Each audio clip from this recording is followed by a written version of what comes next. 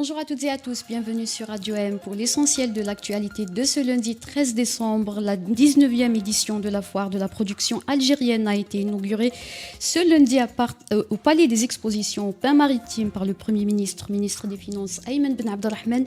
Plus de 500 exposants qui actifs dans 31 secteurs prendront part à cette foire qui sera ouverte au public à partir de demain 14 décembre jusqu'au 25 de ce mois.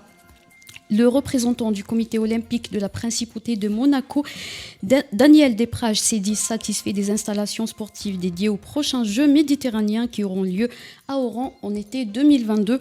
Dans une déclaration à l'agence Presse Service, il a estimé qu'Oran a placé la barre très haut à tous les niveaux par rapport à la dernière édition des Jeux méditerranéens organisés dans la ville espagnole Tarragone en 2017.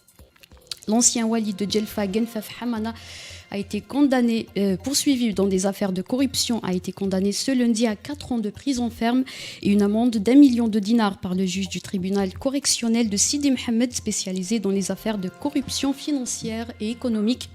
L'ancien wali est poursuivi en compagnie d'autres co-accusés pour les chefs d'accusation d'abus de fonction, de pillage de foncier et d'octroi d'indus avantages. L'Union nationale des ordres des avocats a annoncé avoir fixé la date de son assemblée générale urgente. Elle se tiendra le samedi 8 janvier 2022 au club des avocats de Constantine.